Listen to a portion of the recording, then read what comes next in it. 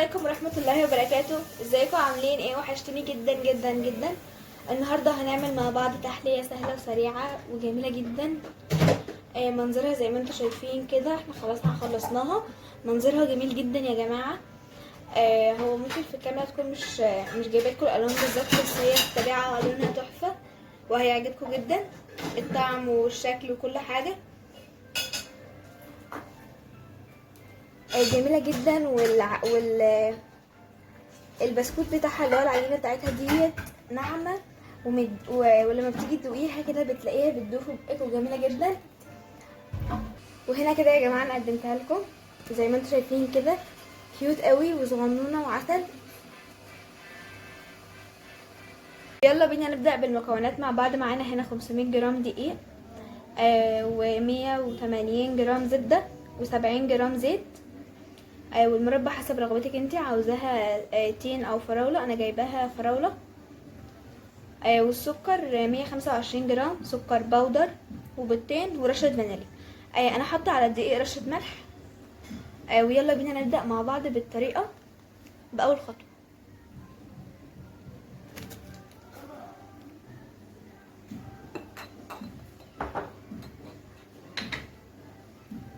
اول خطوة سهلة جدا، هي اصلا الخطوات بتاعتها كلها سهلة يا جماعة، مش هتاخد مننا اي وقت، وسهلة ونسبة نجاحها كبيرة جدا يعني.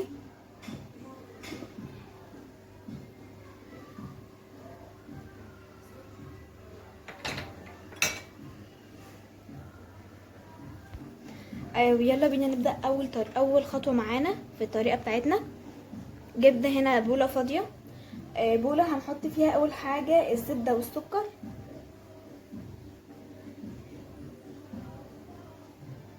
الزبدة اهيت، والسكر بودرة زي ما احنا قلنا.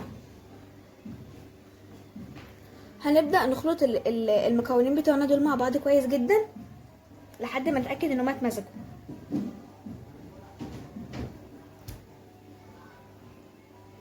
كده احنا حطينا الزبدة وهننزل عليها بالسكر البودر بتاعنا اهوت.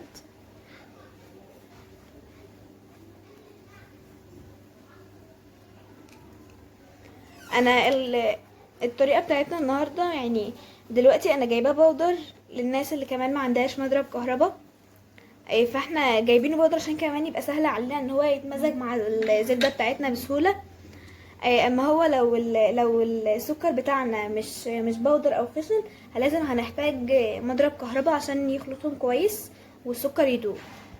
وهنا كده يا جماعه انا مزجت الزبده بتاعتي زي ما انتوا شايفين كده مع السكر البودر بالسباتيولا معانا زي ما انتوا شايفين اهوت. هي دي ميزه السكر ان احنا جايبينه ناعم. عادي لو انت عندك المضرب الكهرباء عادي تستخدميه، بس انا حبيت ان انا استخدمه الاسباتيولا طالما السكر معايا ناعم. تاني خطوه ان احنا هنحط على البيضتين بتوعنا رشه الفانيليا. وهنا كده يا جماعه زي ما انتم شايفين البيض بتاعي اهو، هحط عليه رشه الفانيليا بتاعتنا ونضربهم. خطوه سهله جدا، هي اصلا الطريقه كلها سهله، ومن يعني مش هتاخد مننا وقت، مش هنستخدم مكونات مثلا ان احنا مكلفه او كده، سهله جدا. وهنا كده يا جماعه البيض بتاعي اهو جاهز. هنضيفه على السكر والزبده كده.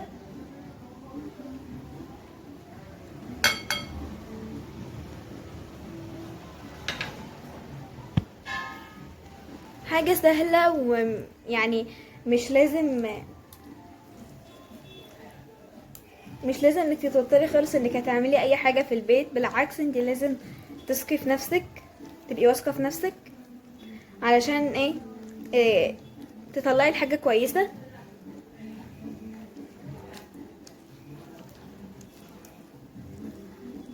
هنمزج البيض والسكر والزبده مع بعض وارجع لكم. وهنا كده يا جماعه انا ضربت الزبده بتاعتي والسكر والبيض. دلوقتي هنبدا ننزل بالزيت كده. لو يعني هو هتفضلي تضربي كتير قوي عشان تمزجي السكر والزبده والبيض هتفضلي تضربي كتير قوي.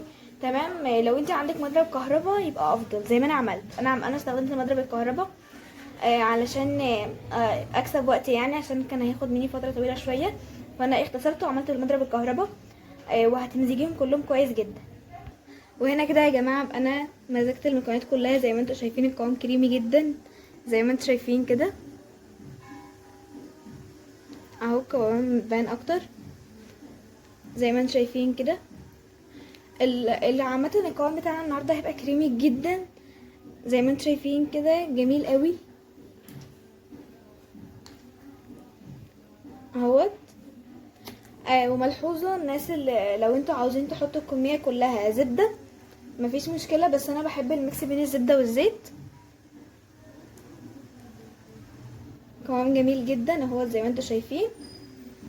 يبقى دلوقتي كده هننزل بالدقيق اللي احنا رشينا عليه رشه الملح بتاعتنا طبعا. عامه انا قبل ما احط الدقيق على اي وصفه او اي حاجه انا بعملها بحب اعديها على المصفى. هننزله تدريجي طبعا. المصفى بتاعتي اهي.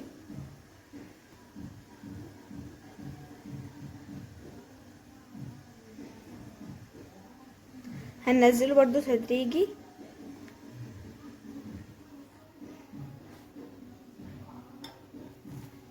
هنقرب الاضاءة شوية عشان ايه، اهم حاجة في الشغل، اهم من الشغل طبعا تظبيطه، اهم من الشغل تظبيط الشغل.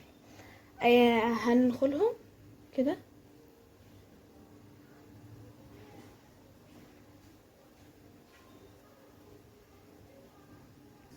وهنا كده يا جماعة هنبدأ برضو نقلب المكونات كلها مع بعض، الدقيق بالخليط اللي احنا كنا عاملينه مع بعض.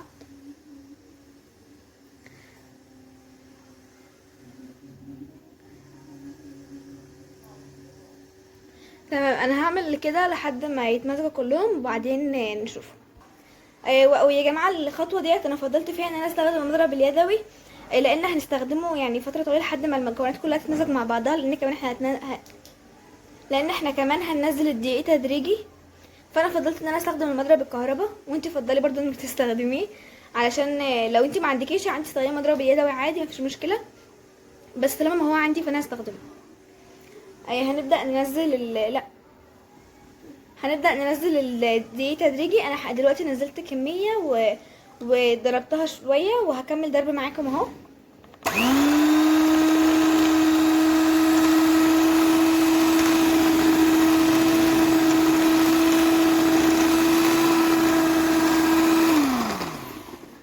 احنا معانا طبعا السباتشولا بتاعتنا جنبنا طبعا. اهم حاجة ان المكونات كلها الادوات بتاعتنا كلها تبقى جنبنا اهوت كده. هنشيل الاطراف كلها كده.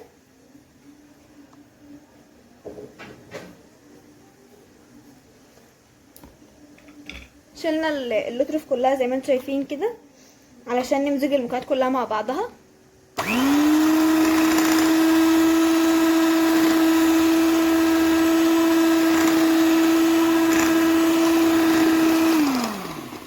يا جماعه انا متاسفه طبعا ان انا نسيت اقول لكم ان انا حطيت على الدقيق بتاعي حطيت عليه معلقتين صغيرين بيكنج باودر. متاسفه ان انا نسيت اقول لكم والله غصب عني، بس انا دلوقتي فكرتكم اهو بيه، ما تنسوهوش عشان دي حاجه مهمه في التارت المربى بتاعنا. ويلا بينا نكمل. هننزل كميه تانية من الدقيق.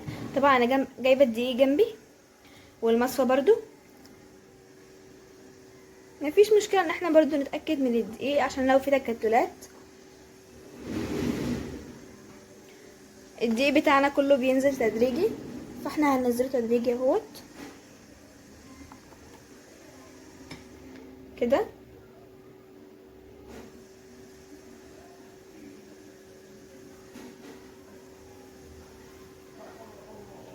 علشان التكتلات دي ما تديش نتيجه وحشه، فمش مشكله طالما احنا في ايدينا ان احنا نشيل التكتلات دي خلاص نشيلها، مفيش اي مشكله. زي ما انتم شايفين كده في تكتلات من الدقيق، بس احنا نشيلها افضل ونكمل ضرب بس انا بحاول اهبط الدقيق شويه علشان ما يبوظش الدنيا حواليا. بسم الله.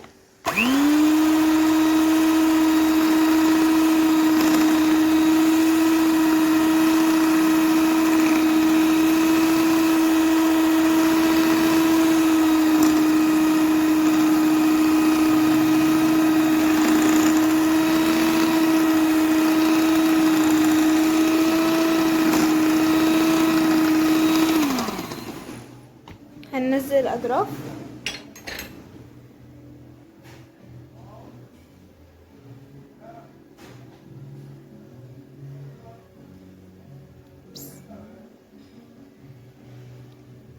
كده زي ما انتم شايفين القوام بتاعنا كريمي.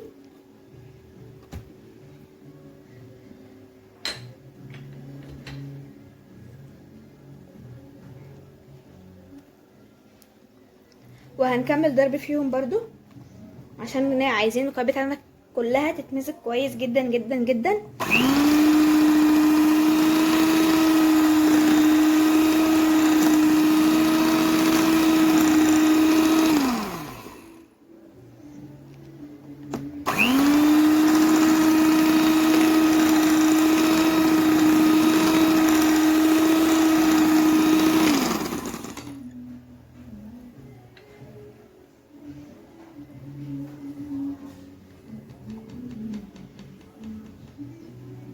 هننزل كمية دقيق تانية.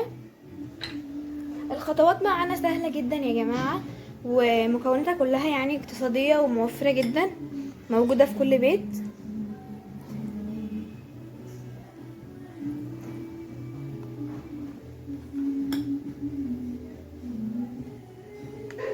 اهم من الشغل ان احنا نبقى محافظين على النظافة حوالينا طبعا زي ما انتوا شايفين كده. هننزل الدقيق تدريجي برضو. حط عليه معلقتين صغيرين بيكنج باودر، ما تنسوش تحطوهم.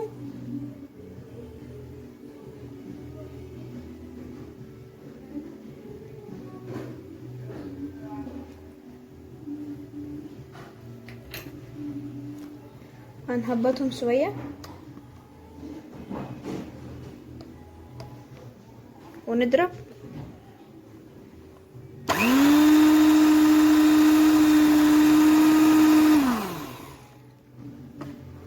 بصوا انا هحاول ان انا ادخل الدقيق شويه جوه علشان هو كده هيبهدل الدنيا حواليا كده. ونكمل ضرب.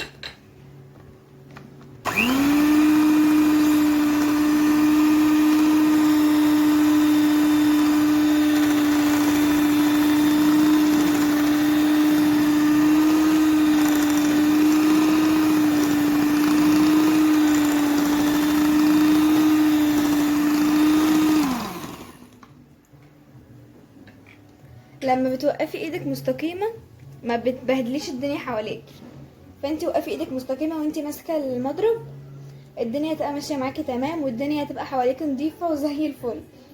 بس انتي اهم حاجه تحافظي على النظافه حواليكي كده.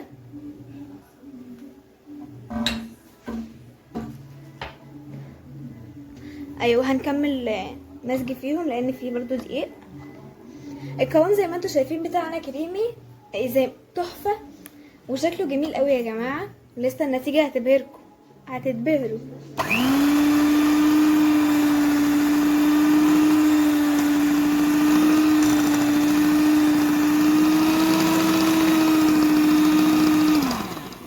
هننزل بقية كمية الدقيق بتاعتنا، وهننزل يا جماعة بقية كمية الدقيق. انت عادي ممكن ان انت تنخلي الدقيق بتاعك قبل ما تحطيه، مفيش اي مشكلة. هتنزلي الدقيق بتاعك تدريجي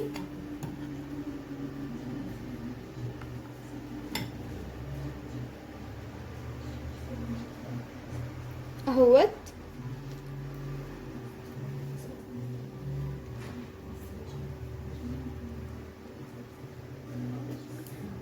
وبعدين هنمزجهم مع بعض. تمام. ايدك مستقيمة وانتي ماسكة المضرب، ومش هيحصل ان شاء الله اي بهدلة في المطبخ كده. اوبس، سوري كده. لا ده كده كده بقى، كده الدنيا هتبوظ معانا. فاحنا ننزل الدقيق زي ما احنا كنا بنعمل في الاول علشان الدنيا ما تبوظش كده.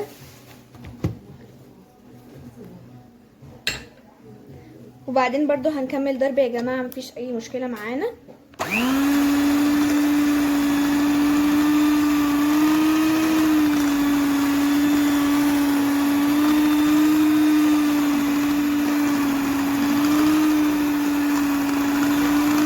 وزي ما انتم شايفين كده يا جماعة، هننزل طبعا بالاسباتيولا بتاعتنا الدقيق ده عشان نمزجه.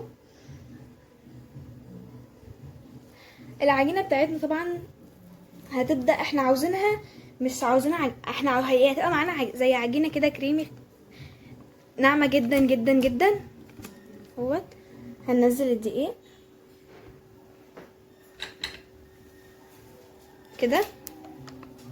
هي هتبقى معانا طبعا عجينة مش يعني مش هتبقى سايحة زي كده، هتبقى تمسك اكتر من كده بكتير.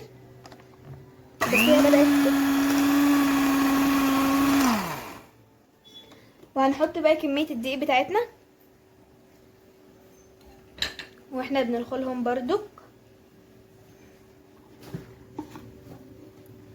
خطواتها لذيذة قوي يا جماعة.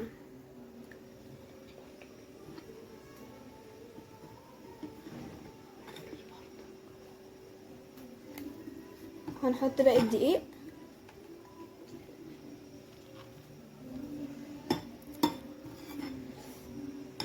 كفاية كده. دي هتبقى بقى اخر المرة اللي قبل الاخيرة. هنحط كمان مرة بس دقيق، وكده الكمية بتاعت الدقيق بتاعتنا هتكون خلصت، وهتكون العجينة بتاعتنا بقت تمام.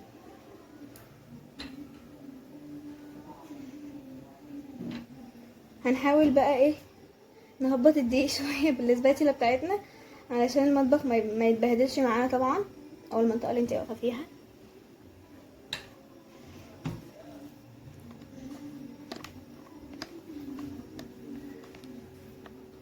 بصي خليكي بالراحة جدا معاها، علشان هي مش عاوزاكي تبقي سريعة معاها. خليكي هادية جدا معاها علشان ايه ما تبصش منك طبعا.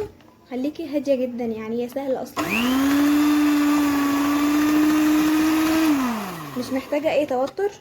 تمام. وزي ما انتوا شايفين كده بدأت تتفك شوية عن ما هي كانت كريمي، بدأت ايه تبقى عجينة شوية. نجيب بقى الاطراف كده، مفيش الا دقيق في الجزئية دي، بس الجزئية دي كده. فاحنا هنمزجهم طبعا مع بعض. هي بدأت تفرول معاكي تمام، فانتي ما تبقيش معليه المضرب قوي علشان هتلاقيها بهدلت الدنيا حواليكي. تمام. خلي المضرب بتاعك على هادي شويه، ما تسرعيهوش قوي. تمام. شايفين هي بقت بتفرول بسرعه ازاي.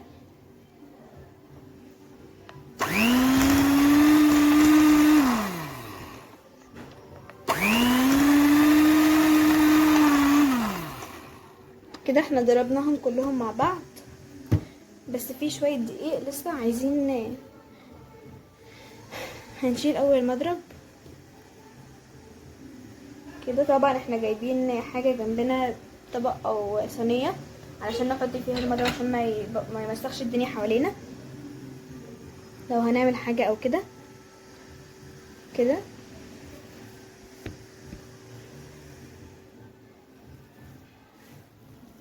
شوفوا بدأت، يعني انت لو جيتي عملتيها كده هتلم معاكي. بس احنا لسه معانا كمية الدقيق هنحطها عشان تبقى كويسة جدا معانا. اوبس سوري يا جماعة اهو. عشان هي زي ما انتم شايفين كده بدأت تمسك عن الاول، فهي عشان كده هتلاقيها بتفرول. المضرب هتبقى صعبة شوية معاكي، بس انت امسكي الطبق وهدي السرعة بتاع المضرب وانت الدنيا هتبقى حلوة معاكي يعني. كده.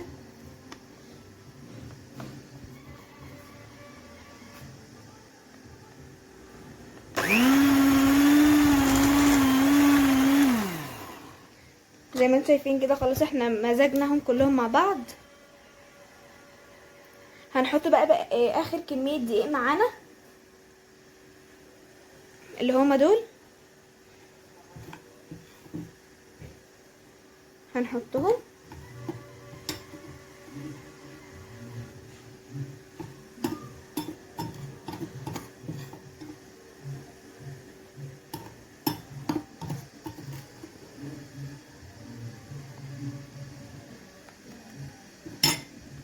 ايوه هنبدأ بقى ننخلهم كده.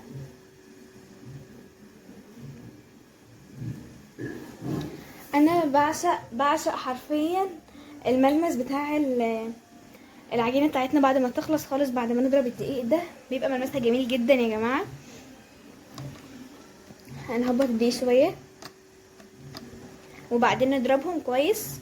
وهنا كده يا جماعه انا خلصت ضرب فيها زي ما انتم شايفين. خلاص هو ده هيبقى السمك بتاعها. هي كده خلاص خلصت معانا. وهنا كده يا جماعه خلاص احنا خلصنا. هو ده هيبقى، هي دي كده الشكل النهائي العجينه بتاعتنا. هو طريقه جدا وملمسها تحفه. معانا هنا صينيه، احنا جبنا الحجم المناسب ليها طبعا، مش عاوزينها ولا كبيره قوي ولا صغيره قوي، عايزينها وسط علشان تبقى مظبوطه معانا. العجينه بتاعتنا بقى هنقسمها لجزئين. هنقسمها يا جماعه لتلتين وتلت. التلتين هنحطهم تحت، وفي تلت هنزوق بيه اللي هو هيبقى الشكل النهائي من فوق خالص بقى. ويلا بينا. وهنا كده يا جماعه انا عملت العجينه بتاعت الرول زي ما انتم شايفين. هنقسمها لتلتين وتلت زي ما انتم شايفين كده.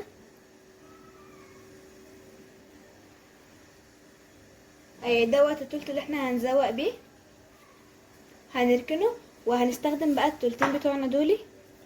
هنحطهم في الصينيه. بعد الصينيه بتاعتنا طبعا اهيت هندهنها اول حاجه زيت. وهنا كده يا جماعه احنا دهنا الصينيه بتاعتنا زيت خفيف جدا جدا جدا، يا دوب بس ايه اللي هو مسمى بس ان احنا دهنا زيت. لو انت عندك ورق زبده حطيه وما تحطيش عليه اي مواد دهنيه. وهنبدا بقى نفرد العجينه بتاعتنا.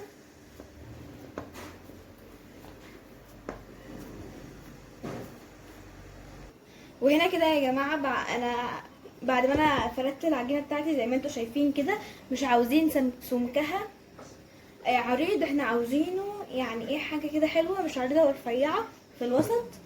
زي ما انتم شايفين كده انا عملتها من الجوانب كمان زي ما انتم شايفين كده اهوت. ده شكلها اهوت بعد ما فردنا العجينه.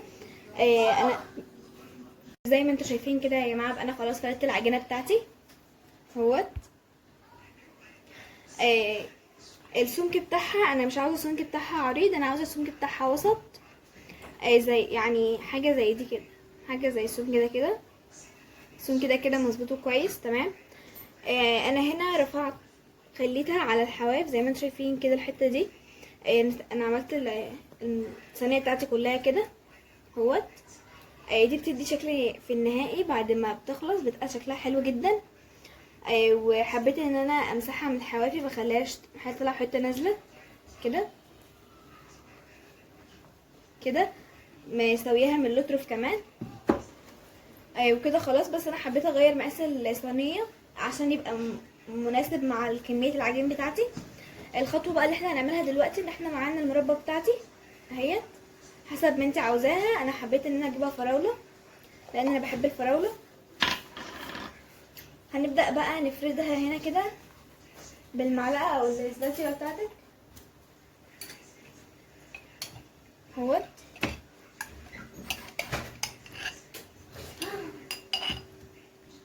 وهنبدا يا جماعه بقى نفرد المربى بتاعتنا.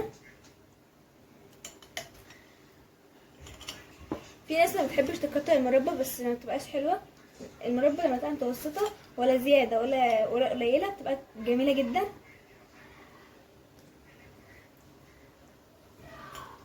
وكمان هي بتبقى مشهورة جدا، يعني هي اصلا في المطاعم وكده بتبقى بالفراولة، المربى بتاعتها بتبقى بالفراولة، فبتبقى اجمل يعني. هي الوصفة الاساسية فيها مربى الفراولة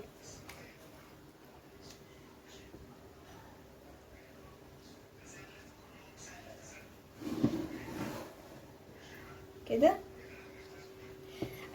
معلومة هتفيدكم، ان انتوا مش عايزين الحوافي دي كلها يوصل لها اي مربى، تمام، لانها كده كده لما يوصل لها مربى هتنشف ومش تبقى كويسه، تمام. فانت المربى خليها في النص بس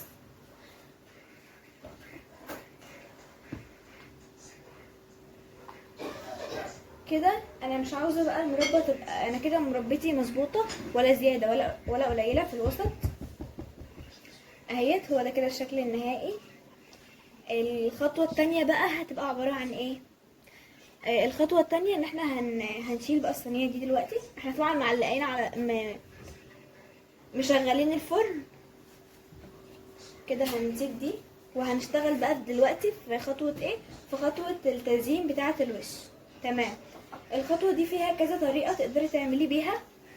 اول طريقه هنعملها مع بعض دلوقتي، ويلا بينا يا جماعه عشان نعرف مع بعض ازاي هنعمل رسمه عشان نحطها نزين بيها الوش. اللي انا يعني فكرت وجبت لكم حاجه سهله جدا هتعرفوا تعملوها لو انتوا ما عندكوش القطاعه اللي هي القلوب. انا عندي القطاعه القلوب فعملتها طبعا، يعني عملت القلوب وخلاص. بس قلت يعني للناس اللي هي ما عندهاش القطاعه، جبت لها فكره والحمد لله طلعت جميله جدا وبتطلعها زي القطاعه بالظبط. انا هنا جبت ورقه كراسه عاديه جدا، تمام، ورسمت عليها قلب. سوري، القلب اهو. كراسه عاديه جدا، هترسمي على الورقه بتاعتها قلب وتقصيه بالمقص. هو ده الشكل بتاعه اهو. هتحطيه على العجينه بتاعتك، هنحطه على العجينه زي ما انتم شايفين كده، وباي سكينه عندك موجوده معاكي، تمام. هتمشي على حواف القلب. هعمل لكم زوم عشان تشوفوا الطريقه بالظبط كده.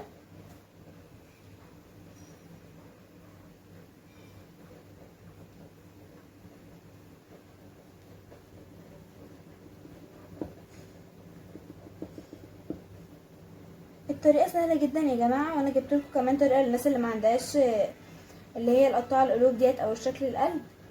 سهله اهيت زي ما انتم شايفين. هنشيل الورقه بالسكينه. هو ده الشكل اهوت، وعادي زي في نفس العجينه اهوت. هو ده الشكل النهائي بتاعنا. نحطها جنبها كده علشان العجينه بتاعتنا كويسه. وحطينا القلب هنا كده يا جماعه زي ما انتم شايفين.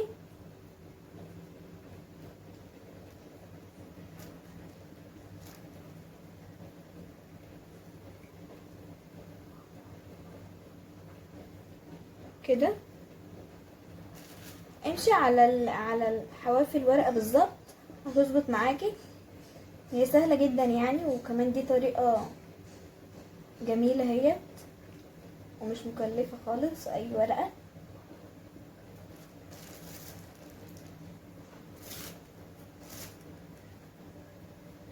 شلنا الورقه.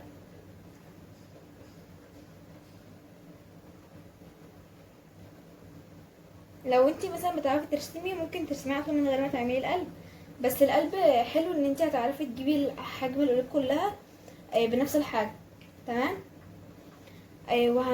هنعمل كده كده. هنبعد العجينه خالص عن القلب ونجيب السكينه. خليكي بصي بالراحه جدا معاه عشان العجينه بتاعتنا حنينه جدا اهوت. هنحطه في الصينيه بتاعتنا.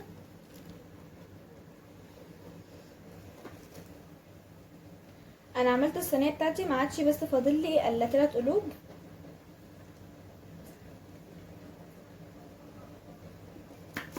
هنعملهم مع بعض.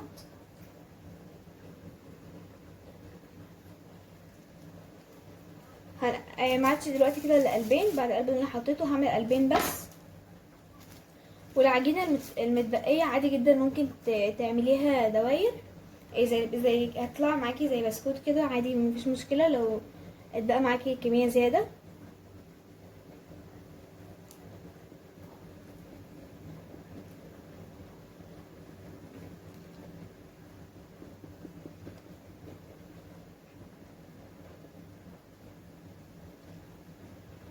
ونشيل الورقه.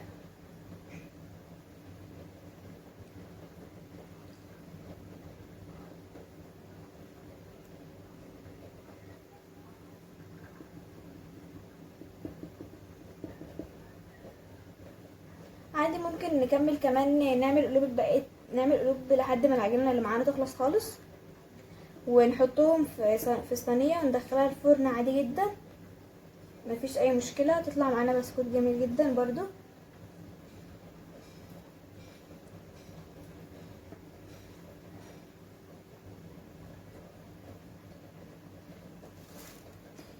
اهوت هنشيل القلب بتاعنا اهوت. حاجه حلوه جدا ان هي برضو في ان يعني احنا بنعمل باللي هي كراسه الورقه بتاع الكراسه دي. هنقدر ان احنا نعمل القلوب كلها في نفس الحجم، ودي حاجه كويسه لان في ناس كتير بيعملوا طرق تانية او طريقه تانية يعني ان هم يعملوا بيها رسمه بس ما تبقاش كلها في نفس الحجم. فالورقه حاجه حلوه يعني، تقدري تعمليها في اي وقت، تقدري تعمليها يعني ما فيهاش اي حاجه مكلفه، ورقه عاديه. ويلا بقى نشوف المفاجاه اللي انا عاملاها لكم. المنظر تحفه يا جماعه. العجينه ديت انا هكمل اعمل قلوب للاخر، وفي الاخر هيطلع معايا بسكوت على شكل قلب، هيبقى شكله جميل جدا وهوريه لكم برده. نشيل بقى العجينه بتاعتنا ونشوف المفاجاه بقى التحفه بتاعتي اللي انا عاملاها لكم دلوقتي. ويلا بينا بقى عشان نشوفها مع بعض الشكل النهائي. انا قلت لكم ان انا كنت معاكم حالا بعمل اخر كميه قلوب عشان بس اعرفكم الطريقه. انا كان معايا الطباعه بتاع القلوب طبعا، فانا عملت بيها. بس حبيت اعمل الفكره دي يعني الناس اللي ما عندهاش الطباعه ديت او مش موجوده عندها متوفره عندك مفيش اي مشكله، بتعملي بطريقه الورقه ديت تطلع معاكي كويسه جدا. هو ده الشكل النهائي لينا، ايه رايكم؟ بصوا شكلها تحفه، وكمان القلوب مديالها ضي جميل جدا. اهوت ده كده خلاص الشكل النهائي ليها، شايفين؟ جميله جدا جدا جدا. دلوقتي كده يا جماعه انا كنت طبعا مشغله الفرن زي ما انا قايله لكم.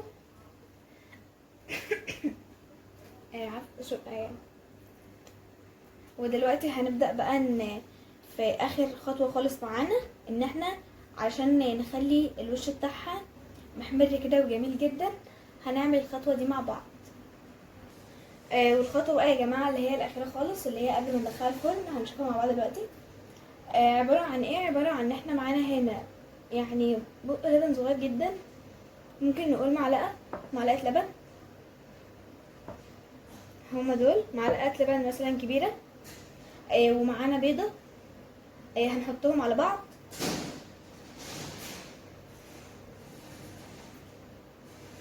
هنحطهم على بعض زي ما انتوا هتشوفوا دلوقتي كده.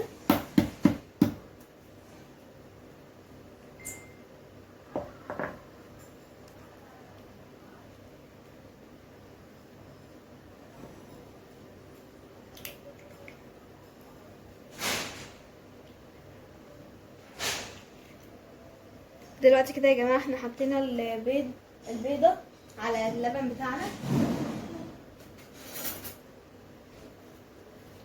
وهنضربهم.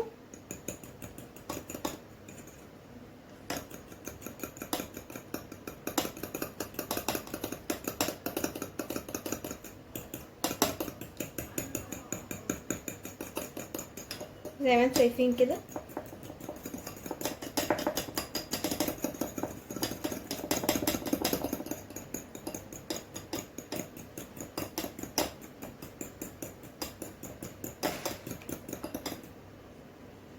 كده البيض واللبن اتمزجوا مع بعض. الحاجه اللي احنا هنعمل بيها بقى هتبقى عباره عن هتبقى الفرشه بتاعتنا.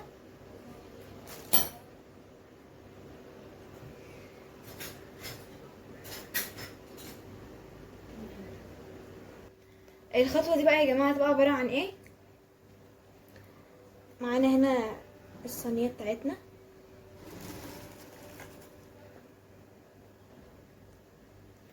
احنا البيض باللبن ده هندهنه على اللي هو العجينه بس، اللي هي القلوب والاطراف بس. مش عايزين يجي عليه على المربى خالص. يعني بصي هتحطي كده، هتعملي زي ما انتوا شايفين معايا دلوقتي كده.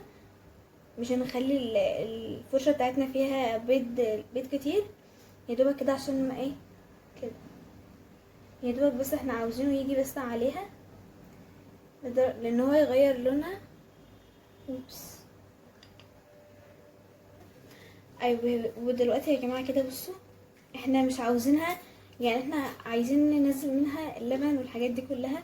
احنا عاوزين الفرشه تبقى بالمنظر اللي انتوا شايفينه دلوقتي، مش عايزين نبقى بتنقط حاجه. يعني بصوا كده يا دوبك، يعني انا عاوزاها بس يا دوبك يجي عليها بس ايه، حاجه ان هي تديلها لون في الفرن. تمام، مش عاوزينها بقى تبقى فيها عليها لبن بقى وميه وحاجات كده مترسبه. لا، احنا عاوزينها يعني يا دوبك حاجه كده بس ان هي تديلها لون في الفرن. تمام. ايوه،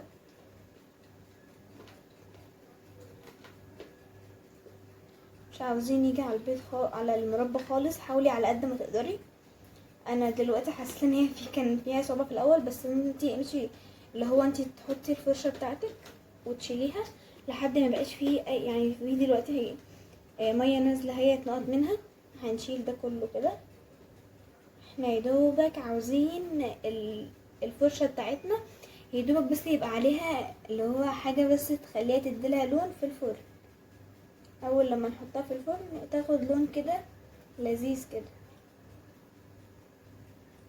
فاحنا مش عاوزينه يجي على المربى.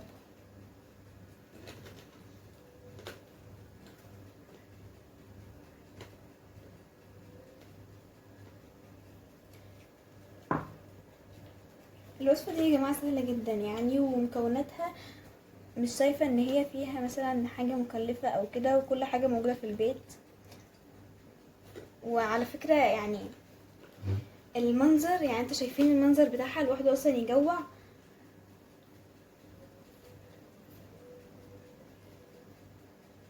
اهوت.